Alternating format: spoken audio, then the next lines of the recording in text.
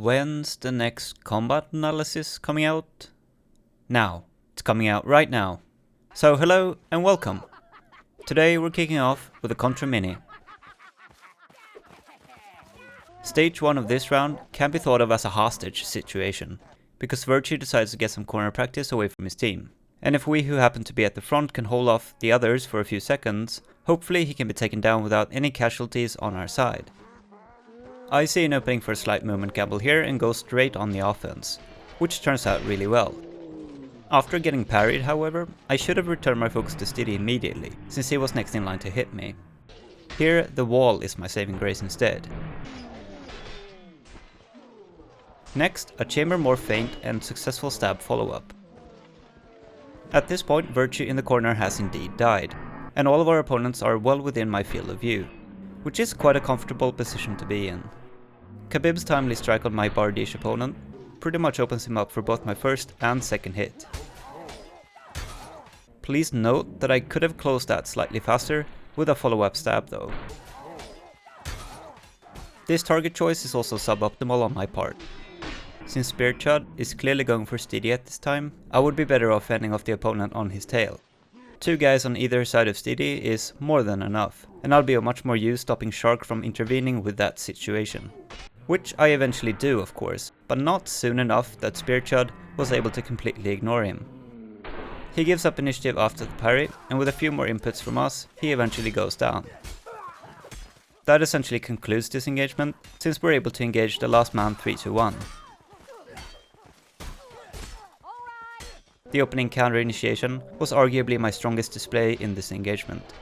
It locked down a large portion of initiative real estate early on, which typically results in a higher probability of success on the plays that follow, from a macro point of view.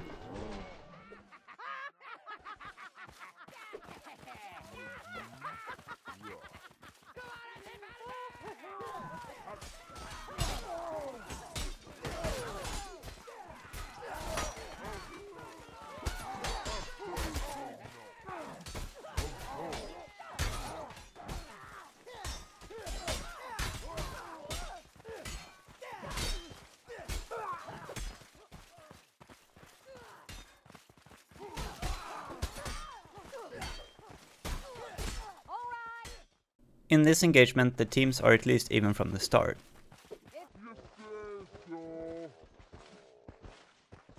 Right in this moment, I think I was wrong to not go in harder, and cut off Meseli's path to concrete. He decides against that play anyway, but there is no reason for me to leave the option on the table.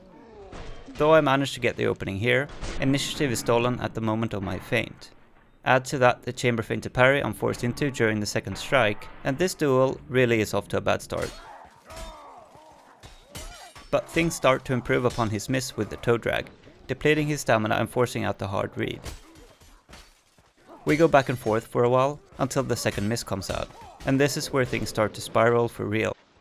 Unfortunately, I figuratively flinch after the second strike, as it's now clear the other opponents are about to turn their attention toward me.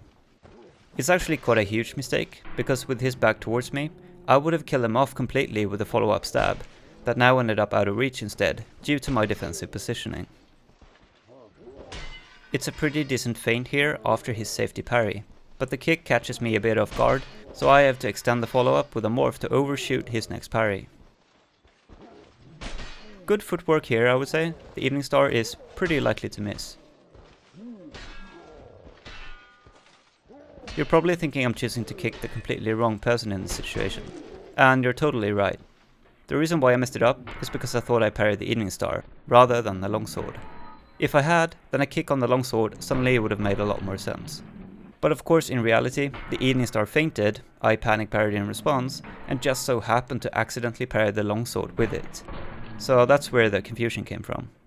I feel like there wasn't a lot of room for me to assist my team at any point during my duel in this one. We were pretty far away from anyone else. But like I said at the start, I didn't cut off his path to my teammates as well as I could have initially, and the second issue from a team play point of view is that I just didn't close my duel fast enough. It should go without saying that if I had finished the duel faster, I would have had a better chance of assisting someone else before they all died. It's also kind of ridiculous that I landed 3 strikes on him, got him down to 0 stam, and still failed to get the kill. That was probably the biggest mistake. I just took too long to come to a close, and when the kill eventually was served up to me on a platter, I flinched instead.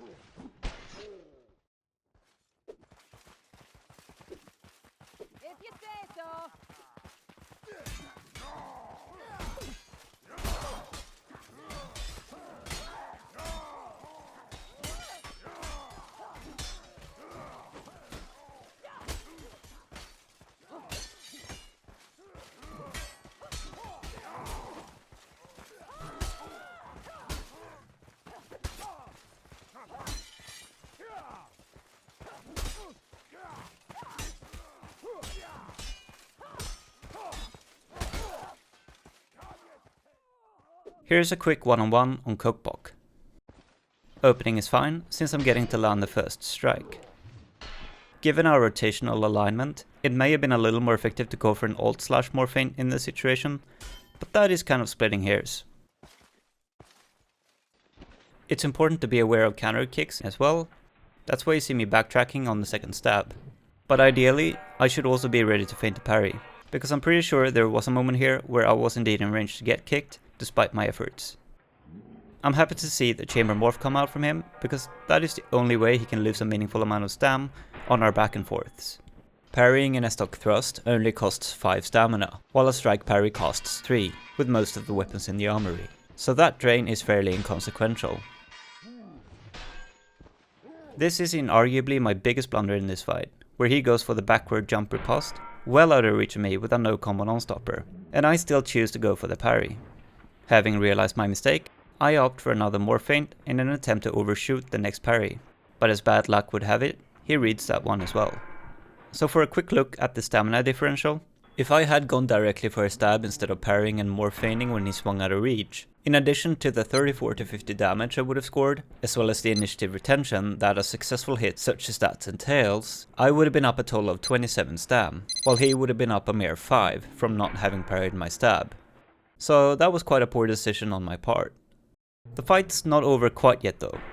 Here's my first axle, and I continue to go for parries over chambers, hoping to prolong my lifespan. I feel like this was a decent drag attempt, but he did respond accordingly and managed to dodge it, which was very bad for me. I'm not too keen on combo feint to parrying here, so I go for the gamble combo instead, which I actually think makes a lot of sense. Parrying instead would have put me on 4 stam, and the only way forward from there would have been to land my next hit through swing manipulation. Now I instead have the option to edge him, and I do so successfully with an underhand feint, which is cool. Here I was hoping that he would overread my stab, which would have actually killed him, but that did not end up happening. The problem with my second edging attempt here is that I didn't account for how much later I triggered my parry compared to the first time, where his attack connected much closer to the end of my parry window.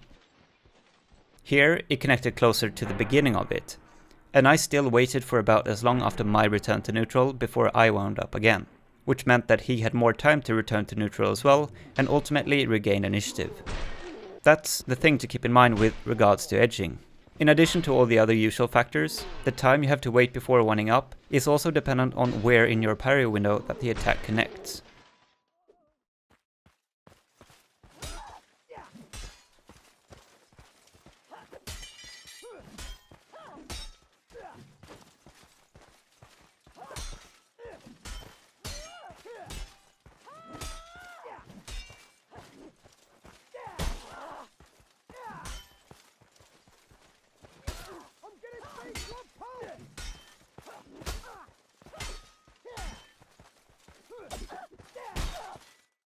Clip number 4. Underhand feint, stab follow-up. I scan for a switch here, but I'm a little too far away for that to work out. I definitely think it would have been possible for me to grab initiative against Meselli here though. But since we're only talking a normal feint to parry, it doesn't cost me all that much to take the defensive option. This is a pretty obvious opening for a switch, which I capitalize on with my next riposte. I'm fairly certain I had the upper hand even against his stab, due to the Zweihander's windup being a whole 160 milliseconds longer, but once it goes for the morph, all the remaining doubt is thrown out. I'm happy to see that I kept my composure in this situation and maintained aggression instead of safety parrying. Here's a successful chamber feint as well, and the duel is concluded with an overhead axle. Obviously it is quite sloppy of me to not see that swing coming, but it was a good switch by him. If I had known that he was going to catch the weapon in time, I probably wouldn't have followed through on that slash. At least on the next attack, I do manage to stop his riposte and follow up with a killing thrust.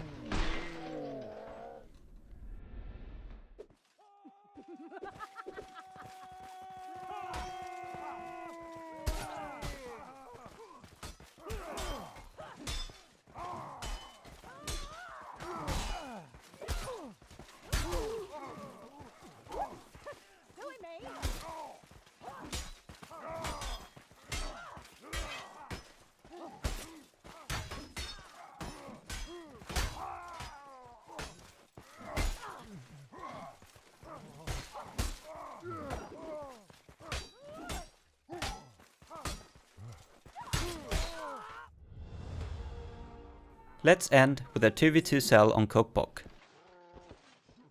I get the opening on Pearl, as should be expected.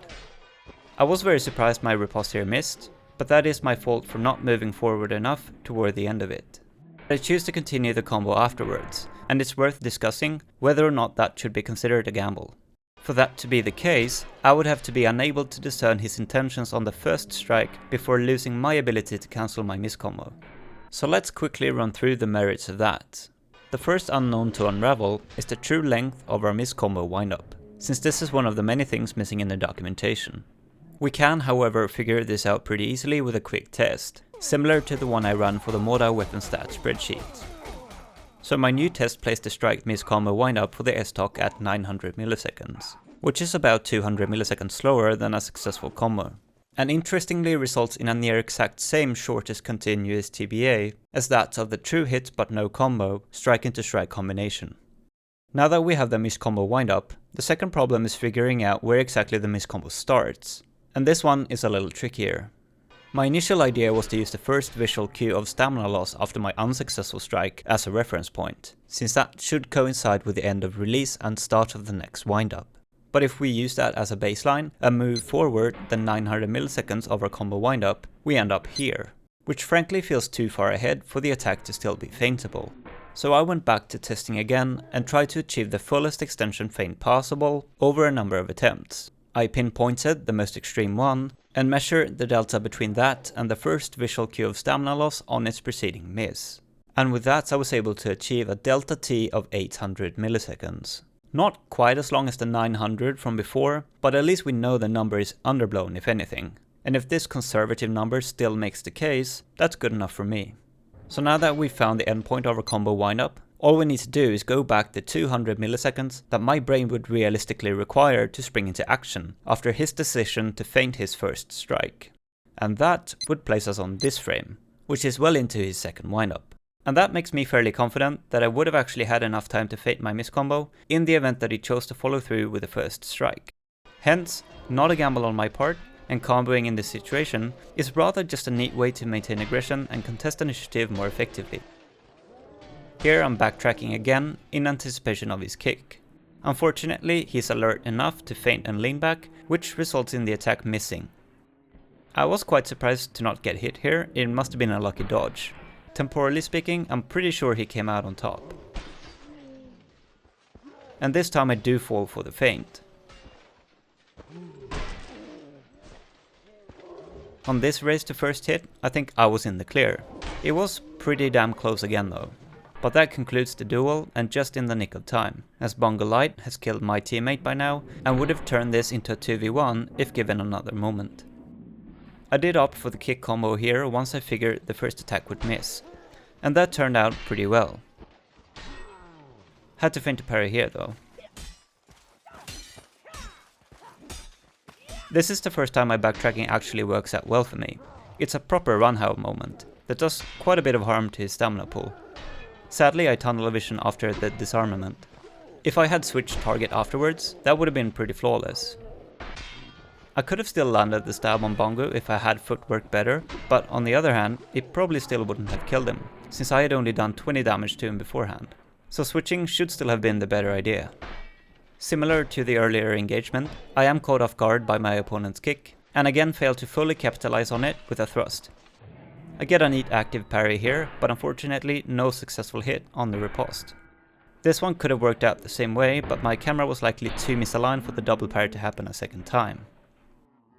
Thank you for watching this episode of Combat Analysis. If you liked it and want to see more of these, don't forget to subscribe to the channel.